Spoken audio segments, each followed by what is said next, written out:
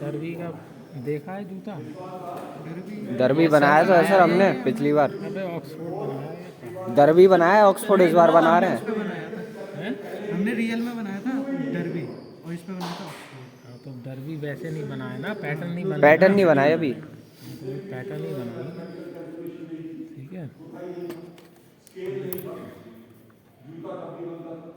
ये सब construction line जो 90 डिग्री है ना, रैम पॉइंट है, इसको 90 डिग्री ले लिया, इसका आधा ले लिया,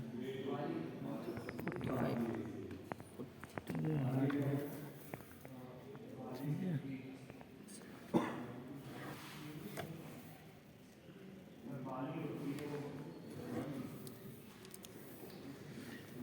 यहाँ से 75 mm लैम्पॉन से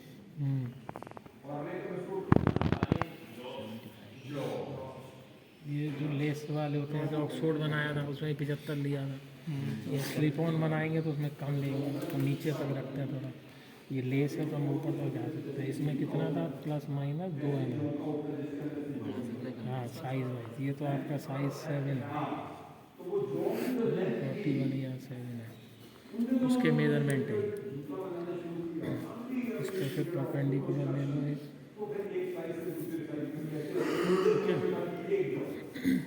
अब एक इसमें डरबी पॉइंट होता है, ये तुमने जूता अगर देखा हो, ये ऐसे होता है डरबी, है ना। ये सर तो ये जो पॉइंट है इसको बोलते हैं डरबी पॉइंट। तो इसकी लेंथ होती है यहाँ से लेके यहाँ तक, पीछे से नापते हैं यहाँ से, है ना। तो ये करीब यहाँ से रिड्यूस कर दो 3 mm जो करते हैं ग्रिपिंग के लिए, है ना। और यहाँ से 180 के करीब आप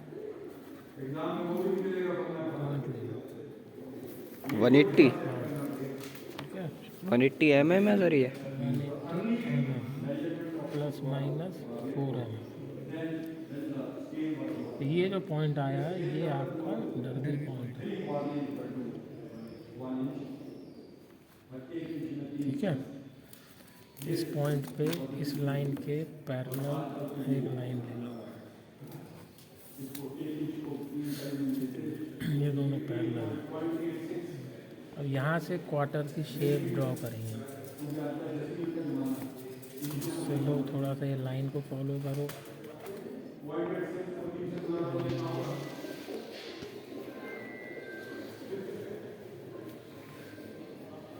इस लाइन से मिलाओ या टर्न कर लो,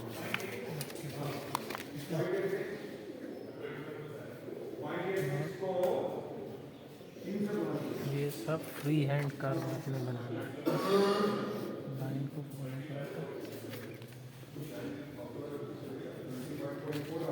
अब ये जो कर्व है तुम लोग हो सकता है ऊपर ले जाओ या हो सकता है बहुत नीचे ले जाओ। तो अभी के लिए हाल फिलहाल जो तुम्हें सीखने के लिए ये जो इंटरसेक्शन पॉइंट आया है ना, यहाँ से 15-17 mm ले लो। ये अभी थोड़ा आ गई है बल्कि, ये 20 mm पे आ रहा है। हाँ उसको कम कर दो, 15 और 17 बस।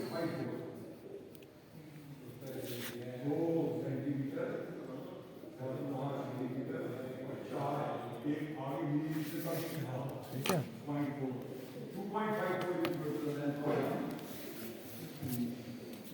ये रिड्यूस कर दो आधे तक, है ना। और इसको सेम उस पर रहने दो।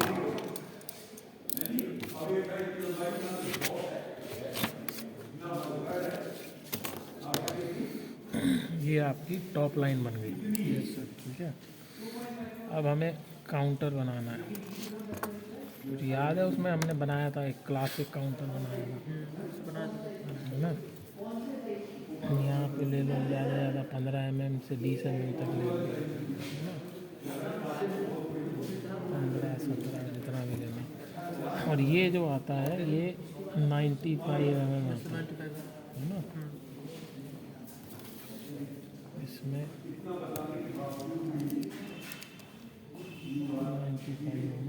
प्लस माइनस ना, यहाँ से इसको 91 ज़्यादा है, ठीक है। फ्री हैंड है ये, थोड़ा सा उठाता हुए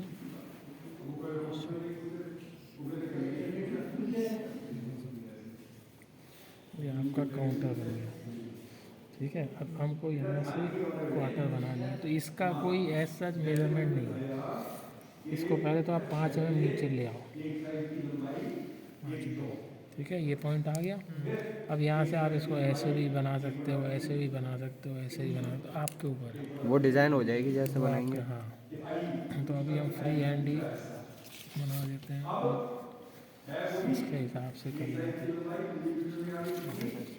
ये कितना है, 15 mm करीब ले लिया। ये आपका क्वार्टर बन गया। ये अब आपकी आती है टंग। टंग के लिए इसके आगे अलग से 10 mm और एक पॉइंट लो, ठीक है। इस पर भी एक परपेंडिकुलर ड्रॉ कर दो और इस पर करीब 30 mm नीचे, 30 से 35 mm तक इधर पॉइंट ले लो। अब यहाँ पे नहीं, वो तो ऑक्सफोर्ड था। अब इसमें क्या होता है, तुमने देखा होगा कि ये यहाँ पे डर्बी में यहाँ पे लॉक आता है। हाँ सर, जिसको बोलते हैं लॉक स्टिच या स्टे पॉइंट या इंटैक्टिंग, कुछ भी बोलते हैं। और आगरा की बात करोगे तो उसमें बोलेंगे लॉन्ग। तो ये जो है, ये यहाँ से जहाँ आपने क्वार्टर ली है, या ये कर लो यहाँ से 5 mm या यहाँ से 10 mm, बराबर है ये। है ना, बात वही है। तो यहाँ से, और ये भी 10 mm।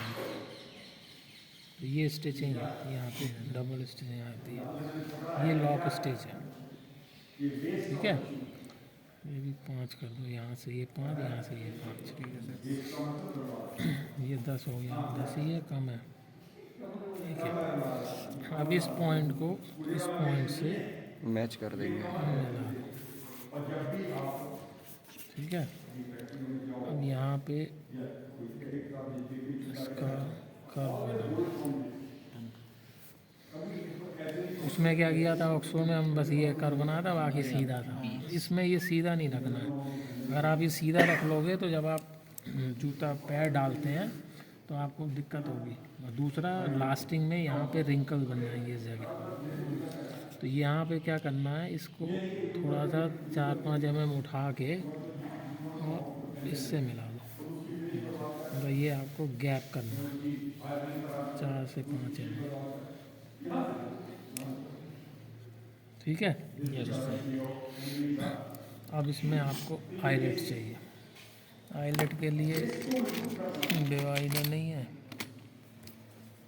10 mm पे डिवाइडर दिख तो रहा है सर, छोटा सा।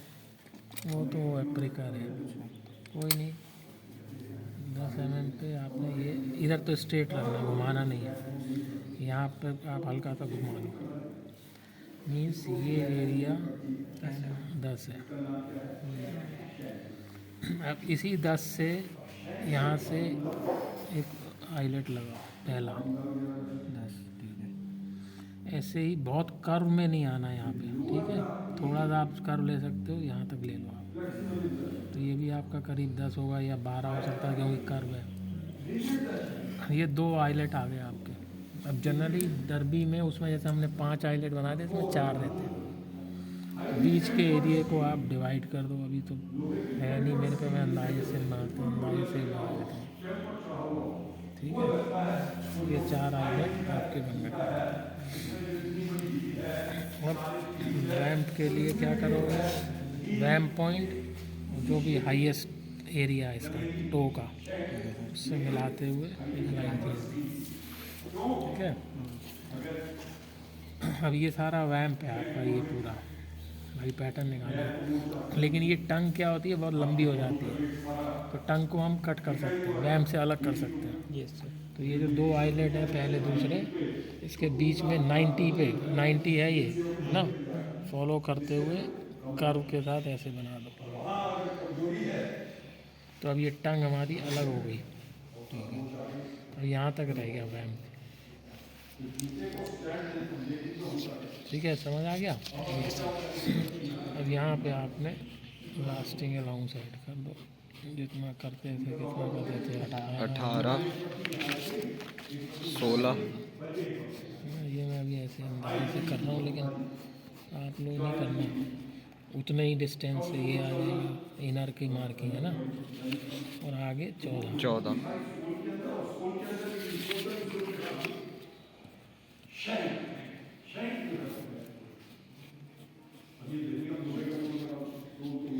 ये आपका डर्बी का स्टैंडर्ड है, plain derby, plain vamp, quarter, counter. इसको काट लो, यहाँ तक क्लियर हो गया ना। बाकी तुम ये बना ही रहे हो।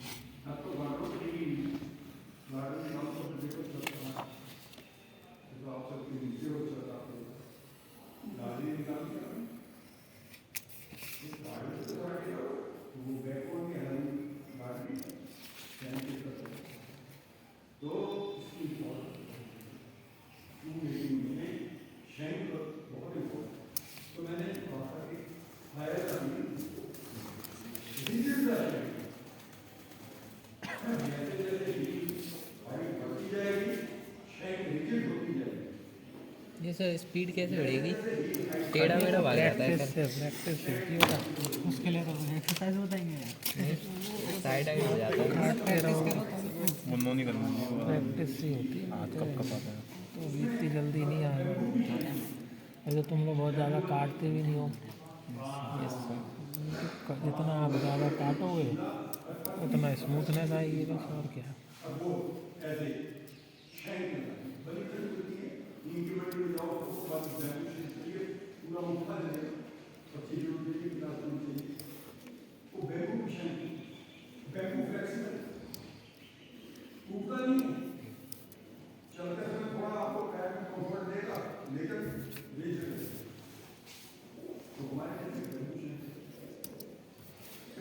इंटैक्टिंग वाला मार्किंग कर लो, ठीक है।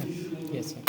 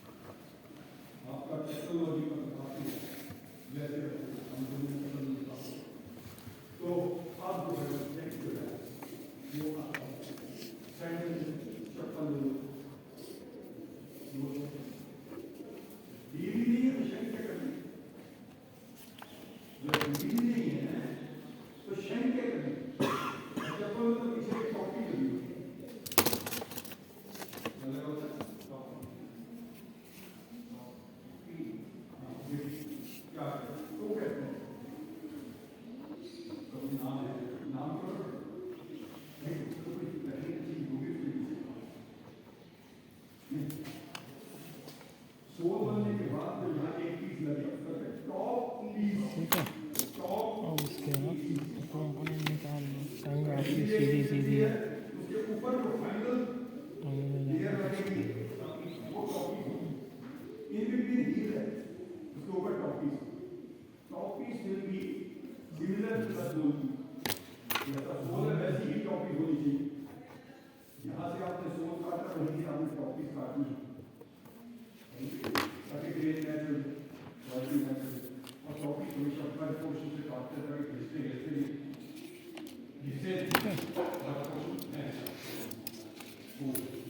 उसको डबल कर लो।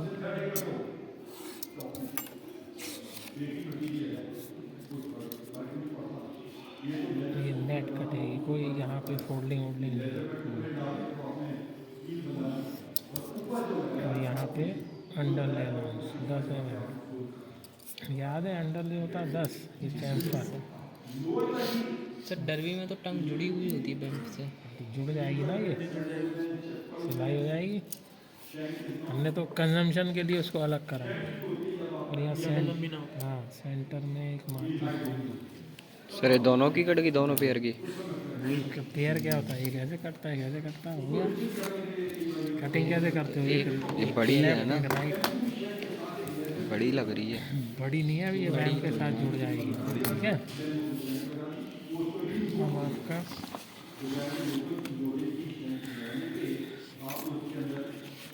काउंटर निकालिए।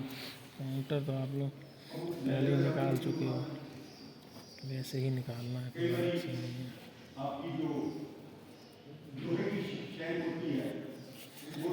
जो भी आपकी बैक हाइट होती है उसका 2/3 हम लेते हैं। ये करीब हम जैसे 60 लेते हैं तो 60 का 2/3 40 है ना। तो 40 पे ये यहाँ से ये निशान लगा के एक्सेस बना दें। ये हमको एक्सेस चाहिए, ये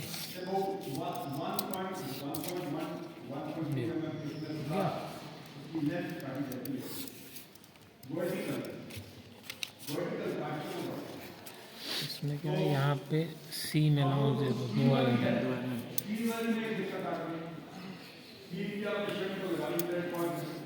ये सब नेट फोल्डिंग अलाउंस।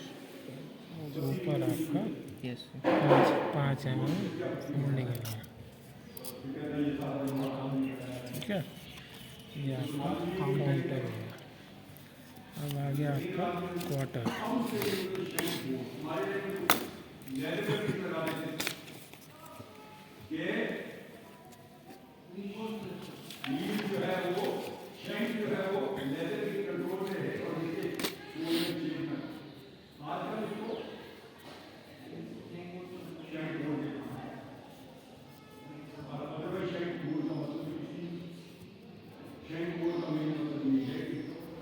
ये इंटैक्टिंग मार्क करो और आईलेट मार्क, ठीक है ना। इसको शेप थोड़ी सी करो करके।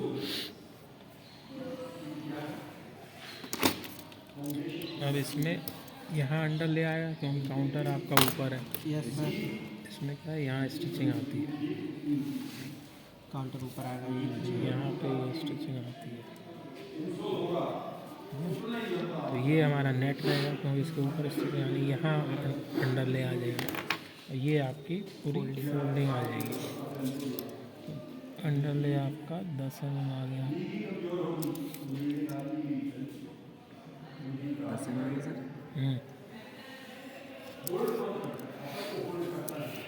ये नेट, इसमें कोई अलाउंस नहीं।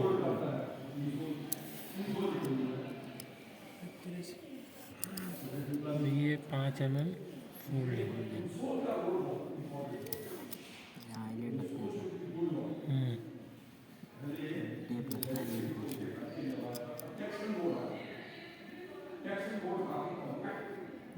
सारा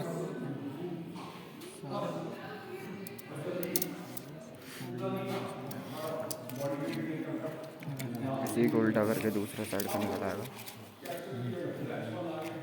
ये फोल्डिंग जितनी अच्छी है ऊपर का, इसको खोल दो मार्किंग के लिए। Okay sir. नहीं तो कैसे पता चलेगा लॉक कहाँ होगा। यहाँ भी जितना ये है हैंडल है उतना चैम्फर का अच्छा।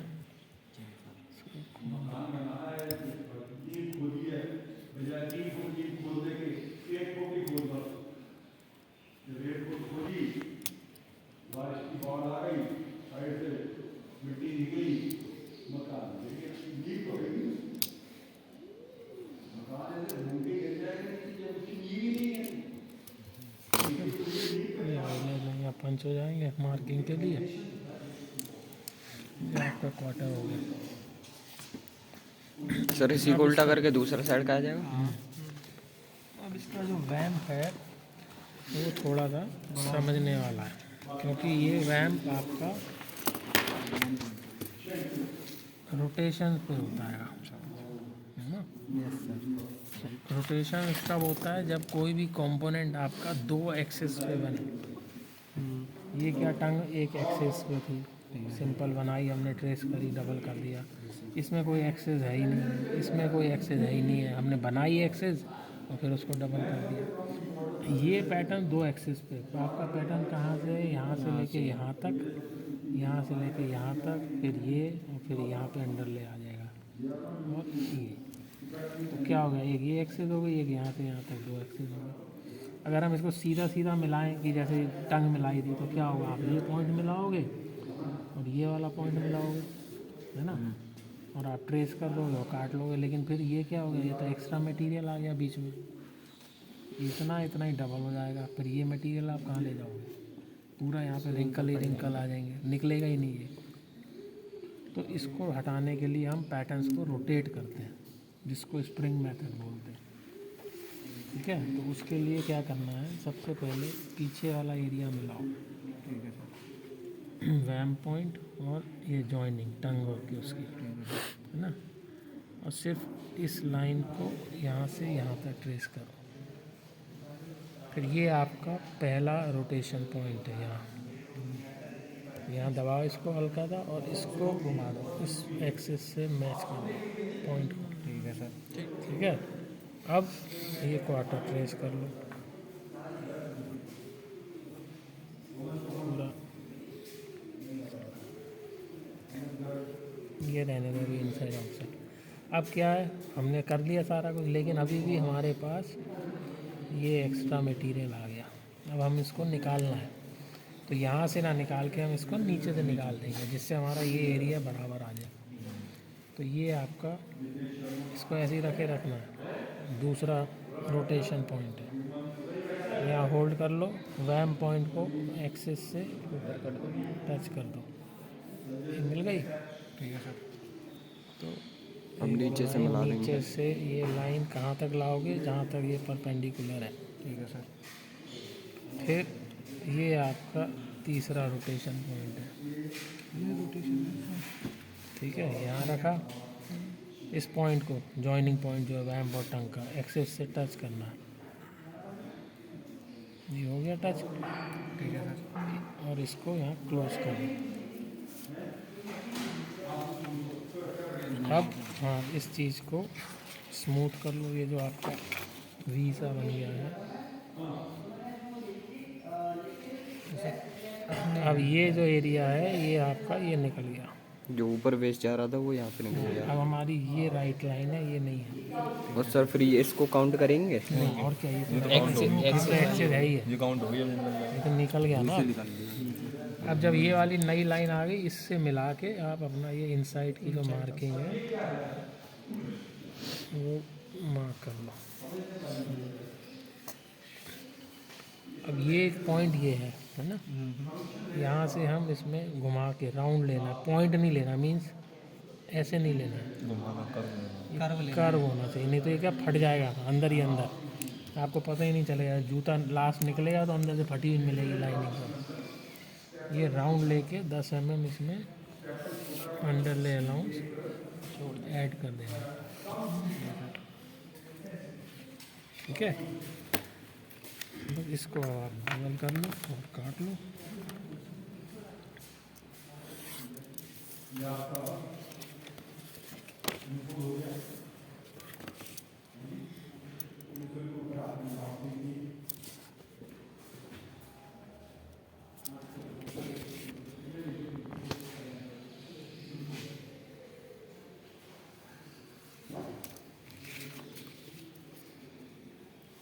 नई वाली लाइन से काटेंगे, ठीक है।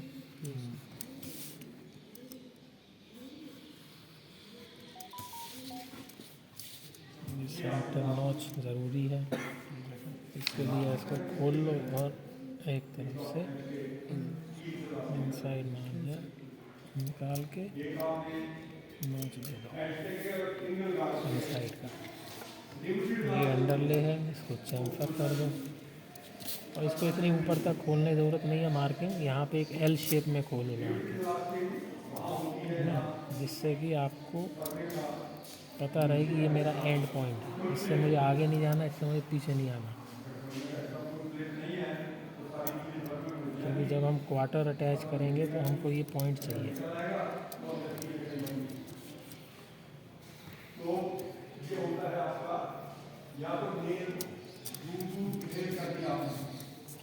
इसको भी सेंटर नॉच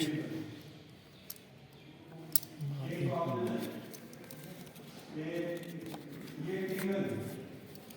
अब क्या होता है, ये जब ये पॉइंट इसलिए बनाया है, ये तो आपका फोल्ड हो जाएगा, है ना। Yes sir, folding allowance. अब हमें ये पॉइंट अगर नहीं होगा तो हमें पता नहीं ये आगे जाए या ये पीछे जाए। इतने पे ही अब जाना हम है। बिल्कुल इसी पे इसको चिपकाएंगे तभी हमारा ये पूरा मैच करेगा।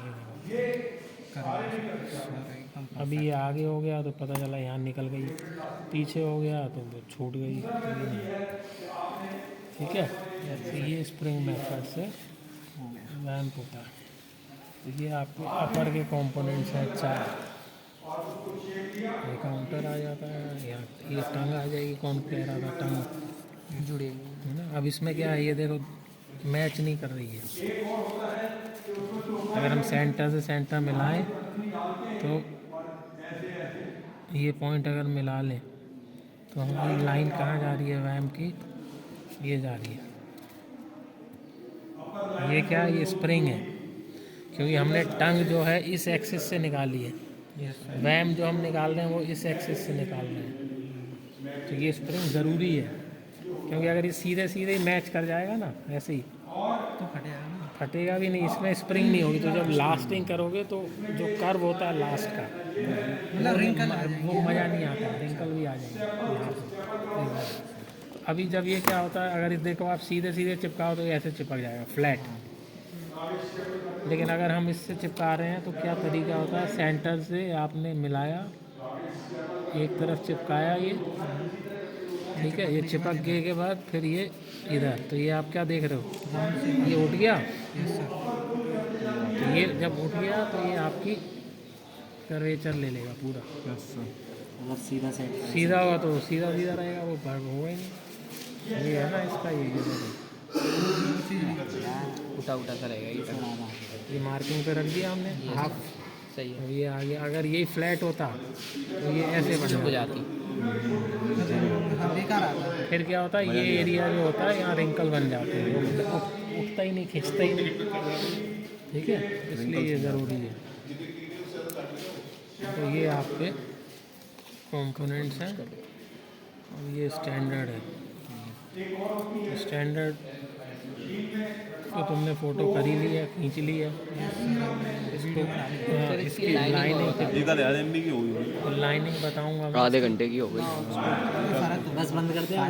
अभी रहने दो, इसकी लाइनिंग बाद में बताऊँ, पहले